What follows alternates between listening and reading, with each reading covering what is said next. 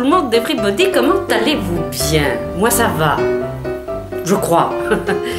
À la période des grandes résolutions, je viens vers vous avec une vidéo un petit peu, comment vais-je dire, état d'âme, réflexion, et je viens vers vous, toute ma communauté, et si vous n'en faites pas encore partie, bienvenue dans notre communauté, avec cette réflexion qui est un partage tout simplement d'une petite chose qui m'est arrivée et dont ceux et celles qui me suivent ont sans doute vu venir le vent de cette réflexion, mais je savais pas l'exprimer, ça sortait pas comme je voulais.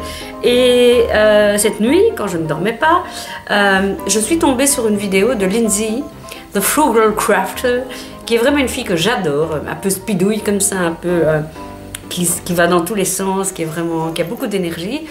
Et elle a fait une vidéo sur pourquoi je suis mal à l'aise. J'ai pas su traduire exactement le titre de la vidéo. Si j'y pense, je mettrai le lien dans la barre d'infos. Pourquoi j'étais mal à l'aise cette année avec les cartes de Noël. Et je me suis dit, bah mince, ça alors, je suis pas la seule. Je suis pas la seule à pas être bien avec les cartes de Noël et avec la créativité en général dans cette période. Et je me suis d'abord dit, bah oui, bon, tu traverses plein de trucs très difficiles, que ce soit émotionnellement, que ce soit professionnellement, etc. Donc c'est peut-être ça qui te rend un peu tristoun ou qui fait que t'es pas dans le mood, que t'es pas au top. Mais en même temps aussi, j'avais quand même envie de faire des choses, j'ai quand même créé des choses, mais je sais pas. Et j'en avais parlé, je crois que c'est avec Coco, je pense, du fait que j'avais l'impression qu'il n'y avait pas grand-chose de neuf dans le scrap et dans la carterie, qu'on revoyait un peu toujours la même chose. Et c'est en voyant cette vidéo que je me suis dit, mais oui, c'est ça. Mais oui, bingo, c'est ça le truc. En fait, ce qui s'est passé, c'est que quand je regardais tout ce que les firmes proposaient pour Noël, comme papier, etc., parce que vous savez que je m'y prends en général très tôt, puisque j'ai accès au site des vendeurs, comment est-ce qu'on dit ça? Des maisons qui créent, comme Ecopark, Graphic 45, Kaisercraft et tout ça. Nous, on sait déjà ce qui va sortir avant que ça ne sorte vraiment. Et voilà quoi. J'ai vraiment eu du mal. Et d'ailleurs, je me suis trompée de collection. Enfin, soit. Et j'avais l'impression qu'on voyait pas. Il y avait pas du neuf. Et puis, en poussant la réflexion un peu plus loin, je me suis dit, mais ce que dit Lindsay, c'est vraiment ça. Ce qui se passe, c'est que maintenant, il y va de la mode, que ce soit dans le linge de maison, dans la vaisselle, dans les vêtements, dans les tissus pour enfants, dans tout ce que vous voulez, il y a et des motifs et des couleurs qu'on se doit de retrouver parce que c'est tendance.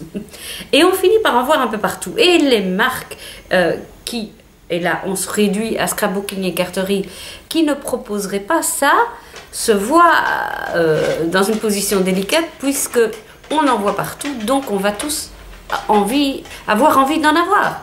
Alors, le tout dernier en date, à moins qu'il y ait déjà un tout nouveau que j'ai pas vu, hein, c'était bien entendu le lama. Avant ça, c'était le petit fan, le petit hibou, les petits rennes, etc. etc. Toutes des choses très mignonnes qu'on voit et qu'on revoit et qui fait que dans notre esprit, c'est rentré comme étant quelque chose qu'on doit avoir. Ça va de soi. Il faut que je fasse une carte avec un renne, avec des feuilles tropicales en été, alors tout de suite je mets vraiment un grand haut là en disant je parle de moi, ok? J'espère que d'autres vont se retrouver dans ce que je dis et que ça va les aider à nourrir leurs réflexions, et même ceux qui sont pas là-dedans, aussi aider à comprendre peut-être comment les gens agissent, mais donc j'étais là-dedans, hein, j'étais en plein là-dedans, hein, je ne mets la faute sur personne, hein. Moi j'ai très bien marché avec ça et je vous ai fait marcher avec moi, donc tout va bien. Je ne suis pas gênée ni quoi que ce soit. Donc voilà, on est là en train de se dire, je me souviens, c'était dans des ateliers de Noël, on avait fait les petits rennes de chez Lofon, il fallait qu'on les ait, quoi. Et pour moi aussi il fallait qu'on les ait puisqu'on les voyait partout et puis c'était trop mignon, et tout ce qui est mignon, on a envie de l'avoir, etc. Et on en est arrivé à un point tel que on est dans un truc où les marques suivent toutes la même mode. Hein. Vous voyez, en été, on voit des feuilles tropicales ou des palmiers ou des ananas sur les vêtements, sur les assiettes, sur les gobelets, surtout partout, on en voit, sur les tampons, sur les feuilles de scrap, partout. Et donc, tout le monde en a et tout le monde en voit partout. Et notre cerveau se fait à ça, comme notre cerveau se fait à certaines couleurs. Souvenez-vous, dans les années 70, on avait des cuisines en couleur olive, et dans les années 90, c'est marrant, je parle à la belge, j'imagine que vous qui parlez le français, vous aurez compris les années. En 1990, quand on rentrait dans une maison où il y avait encore une cuisine olive qui datait des années 70, on se disait « Bah, quelle horreur, comment est-ce qu'on a pu aimer cette couleur ?» Et petit à petit, ben, le vert olive revient. Donc, voilà, nos yeux, notre cerveau s'habitue à ce genre de choses, et du coup, on en voit partout, il nous en faut. Et on en voit, et moi aussi je l'ai fait, je recevais du matériel de la fourmi créative ou d'ailleurs, on s'en fiche, ben, je faisais des choses avec ça, et donc moi aussi je vous emmenais là-dedans. Mais donc on est arrivé à quelque chose qui à la base était sympa, parce que c'était chouette de découvrir des nouvelles choses ensemble, mais qui est devenu un genre de tunnel par lequel tout le monde passe, enfin, pas tout le monde, hein, attention, ne me faites pas dire ce que j'ai pas dit, mais on dirait que maintenant c'est de plus en plus cadré, qu'on fait tous la même chose. Et quand j'entendais Lindsay parler, je me dis, ben oui, c'est tout à fait ça, parce que pour ma part, bah, quand je regardais les cartes de Noël et les trucs comme ça, sur Facebook, sur n'importe où, hein, sur tous les réseaux sociaux, j'avais l'impression qu'on voyait tout le temps la même chose. Et j'y participais, hein, attention, hein, j'insiste, hein, j'y participais. Et au final, je me suis dit, mais on est rentré dans un truc où on doit tout avoir la même chose, on ressent ce besoin d'avoir toute la même chose, et je vous parlerai tantôt de l'effet encore plus pervers de cette mode. On doit tout avoir la même chose, et du coup on fait toute la même chose, et on est content parce qu'on est rassuré, parce qu'on fait bien, on fait aussi bien que les autres, mais finalement tout ça s'appauvrit, parce que ça ne se nourrit plus de la créativité, dirais-je, pure. Et pour ça, je voudrais saluer un artiste pur que je connais autour de moi. Voilà, c'est mon ami Alain Van Emmelrijk, et je lui fais un grand coup de chapeau et un grand clin d'œil pour cette fin d'année. C'est mon petit cadeau de Noël. Alain, ça c'est un vrai créatif. Je suis allée visiter son atelier et Alain m'a dit, Anne-Marie, moi je travaille avec du basique. Alors on met une petite parenthèse parce qu'il travaille avec certaines maisons pour lesquels ben, il met en avant des tampons, des choses comme ça, mais ça c'est un choix de vie, et puis il faut bien faire bouillir la marmite. Mais pour tout ce qui est ce qu'il crée pour lui-même, il n'a que des papiers blancs, quelques papiers de couleur, et des encres distress, quelques marqueurs, et des tampons basiques. Et c'est avec ça qu'il crée. Et moi, je trouve son style hallucinant. Enfin, je veux dire, je suis admirative. Il a son style à lui. C'est un peu le style pop art, si je peux le mettre dans une case, ce que je n'aime pas trop faire. Mais, et il reste dans son style, mais il crée chaque fois des choses originales. Et là, je dis, ben, chapeau. Et peut-être que c'est peut-être cette chose-là qu'on devrait retrouver nous aussi. Parce que ce qui se passe maintenant, c'est qu'avec tout ça, et j'en arrive au côté un petit peu pervers de ce phénomène, on en arrive à ce qui se passe, et on le voit sur les réseaux sociaux, sur YouTube notamment, avec les filles qui font des hauls de chez Action. J'étais effrayée ces derniers temps, et oui, effrayée, oui, non, je n'exagère pas, par des filles qui faisaient des hauls de chez Action et qui disaient... Oui, j'ai eu de la chance, je suis allée dans mon magasin Action et je savais qu'ils avaient sorti 18 dies. Alors 18, j'invente, hein, c'est un chiffre symbolique. 18 dies et moi j'en ai trouvé que 15. Oh mince, est-ce que quelqu'un pourrait me trouver les 3 derniers qui me manquent? Parce que je sais qu'après il n'y en aura plus. Et voilà, et on est dans ce phénomène de se dire, si j'aime ça, il faut que je l'ai maintenant parce qu'après il n'y aura plus. Et en effet... Des maisons comme Lone Fawn, Ecopark, Karine Cazenave, tous ces gens-là sortent une collection à la mode. Hein, on va pas, hein, on a vu partout des bons hommes avec une tête d'animal ces derniers temps. On a vu des lamas partout, on a vu des feuilles tropicales partout. On a vu, voilà, tout le monde en a fait. Et il faut pas cracher dans la soupe, c'est comme ça. S'ils le font pas, ils vendent pas, c'est tout. C'est pas un reproche, c'est comme ça. Mais du coup, qu'est-ce qui se passe? On se dit, ah, moi j'aime bien les trucs de chez Karine Cazenave. Oh, je vais vite acheter toute la collection. Comme ça, je suis sûre que si je vois des choses faites avec le matériel de sa collection, je pourrais le faire aussi. Et je ferai aussi des choses aussi belles que les autres. Et on achète, et on achète, et on achète, et on accumule de peur. C'est vraiment la peur qui est plus et qu'on soit frustré parce qu'on n'a pas eu ce die-là ou ce machin-là, etc. Et on en arrive à avoir plus un petit sac de scrap ou une petite armoire de scrap comme on avait avant, et grâce à laquelle on était créatif parce qu'on n'avait pas beaucoup de matériel et on devait faire avec ce qu'on avait, et donc on inventait des trucs, mais avec un coin, voire une pièce, et je sais de quoi je parle, hein, je suis d'autant plus à l'aise que j'ai fait tout ça, une pièce remplie de matériel, mais qu'on utilise pas parce qu'on a tellement qu'on ne sait pas tout utiliser, on ne sait pas. Et donc on est là avec tout ce matériel, on se retrouve dans la pièce, on n'a plus d'idées parce qu'on a trop. Et on ne sait plus par quoi commencer. Et alors j'aime bien justement des gens comme Alain et comme Karine Cazenave, d'ailleurs, que j'ai eu la chance de rencontrer dans une crop, qui disent tous les deux, moi quand je crée un mini-album ou une page ou n'importe quoi, je prends du matériel, je le mets sur ma table et je n'utilise que ça. Bon. Je ne dis pas que de temps en temps ils ne vont pas chercher un truc, mais ils essayent de se tenir à ce qu'ils ont là. Parce que nous, qu'est-ce qui se passe? On a tellement de choses qu'on commence et on se dit, ah tiens, je mettrais bien un truc là. Et alors on va, mais on ne sait plus où on l'a rangé. Si vous êtes comme moi, où il est tellement bien rangé que non plus, on ne sait plus où on l'a rangé. Et donc on va fouiller, trifouiller, ça va nous prendre un temps fou à faire cette page ou cette carte.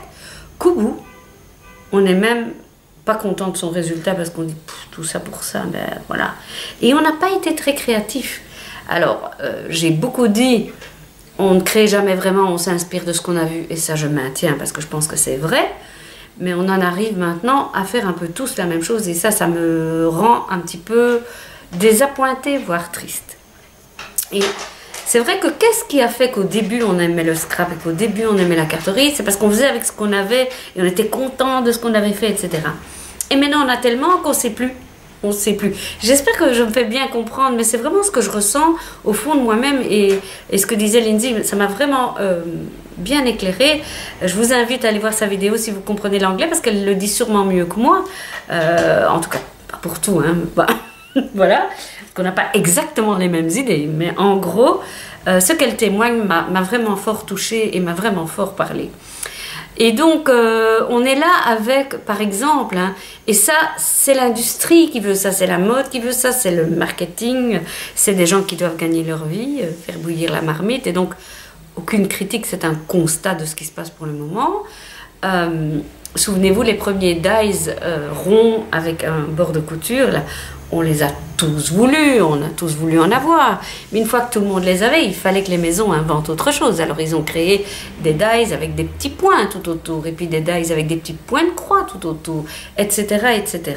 Et au final, on se retrouve avec, j'arrête pas de dire au final, pourtant, 3 fois que je recommence la vidéo, bon, on se retrouve alors avec des fardes, avec des dies qu'on a très très bien rangés d'ailleurs, hein, et c'est gai de ranger aussi et d'organiser tout ça. Mais on en a tellement qu'on doit aller chercher après, on ne sait plus où ils sont. Alors que, bon ben voilà, si on n'avait que quelques-uns, ils seraient dans le panier devant nous et on irait vite le chercher. Et on aurait fait notre carte relativement vite sans devoir aller fouiller dans tout. Pour ma part, et il y va de ça, c'est pour ça que j'en parle bien à mon aise. Pour ma part, à partir du moment où je dois maintenant liquider ma pièce, c'est dit comme ça, liquider ma pièce et m'en tenir au matériel essentiel parce que je pars dans quelque chose de tout petit, eh bien j'en suis revenue à cet essentiel, et c'est amusant de faire ce travail. Alors c'est pas drôle de liquider son matériel, hein, on est tous bien d'accord, mais ce qui est amusant, c'est de se dire au final, qu'est-ce qui pour moi est essentiel? Et j'en ai déjà parlé à droite et à gauche, mais je voulais faire un petit rassemblement de toutes ces pensées, et de me dire ça, franchement, c'est des choses que je garde, et ben, il n'y a pas énormément, franchement.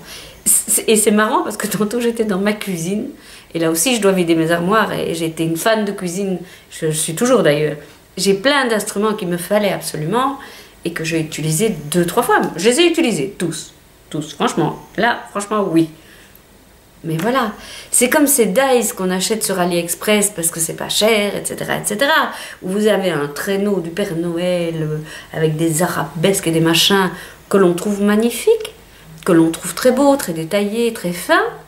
Mais combien de fois on va l'utiliser? Parce que c'est tellement un beau truc qu'on va pas en mettre 5 dans notre mini-album. Hein? Donc oui, ce qu'on peut faire, c'est l'échanger avec d'autres, aller dans des crops et faire des crops ou des associations, faire des tables de scrap ensemble et se partager les dies, c'est génial évidemment. Mais en attendant, on continue à stocker du matériel et ça, ben voilà, c'est sans avoir forcément le temps de les utiliser comme il se doit. Alors, ben voilà. Je voulais juste partager ça avec vous. Je sais que j'aurai des pouces en bas parce qu'il y en a qui ne seront pas d'accord. Mais c'est pas grave. Si je fais cette vidéo, c'est parce que vous faites partie de ma communauté, que j'ai envie de partager ça avec vous, de pousser un petit peu plus loin la réflexion et de vous dire, ben, cette année, essayez peut-être de faire ça, de prendre, au moment de vouloir faire un projet, du matériel sur la table et de se dire je prends rien d'autre, je vais essayer de faire avec ça et peut-être qu'on va créer des étincelles et faire de jolies choses. Je voulais prendre aussi l'exemple, j'avais suivi il y a des années une formation sur la créativité. Qu'est-ce qui faisait que certaines personnes étaient plus ou moins créatives? Quel processus on pouvait mettre en place pour être créatif? Et c'était il y a bien longtemps, hein. Retenez ça dans le coin de votre tête. C'était il y a bien longtemps et on nous avait expliqué comment était née la Renault Espace. Peut-être que tout le monde n'a pas connu la Renault Espace, hein. Je ne sais même pas si elle existe encore. Mais à l'époque, c'était une révolution. Parce que c'était cette voiture qui était en même temps une voiture familiale, puisqu'elle avait 2 banquettes, mais qui en même temps pouvait être transformée, hein. On pouvait tourner les banquettes et avoir une petite table, un peu comme dans un camping-car, et c'était révolutionnaire. Et à la base, quand on sait comment cette voiture a été créée, Renault était un petit peu en panne, ça n'allait plus trop bien les ventes, ils ont voulu créer quelque chose de nouveau, et ils se sont dit, ben voilà, on a pas mal de personnes qui vont sur des chantiers, qui sont en déplacement, qui doivent rencontrer des gens et qui aimeraient bien avoir un véhicule qui puisse un peu servir des deux. Et ils se sont dit, ben on va associer l'idée de bureau avec l'idée de voiture.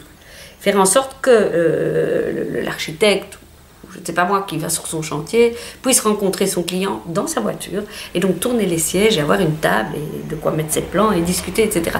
Et c'est comme ça qu'est née la Renault Espace. Alors après, voilà, elle a eu une épopée mais fulgurante. Maintenant, je sais même pas, je vous dis, je sais même pas si elle existe encore. Mais ça, c'est bien une preuve que parfois, de choses qui à la limite, on se dit ça n'a rien à voir, eh ben, on peut créer quelque chose de génial. Donc c'est tout ce que je vous souhaite pour l'année à venir. Essayez d'être, de faire se rencontrer des choses, des gens, des personnes qui vont créer une étincelle et faire en sorte que notre créativité, elle sera au top du top. Je vous souhaite 1001 bonnes choses pour l'année à venir. Je vous embrasse très fort et je vous remercie de faire partie de ma communauté. Plein de bisous et plein de bonnes choses.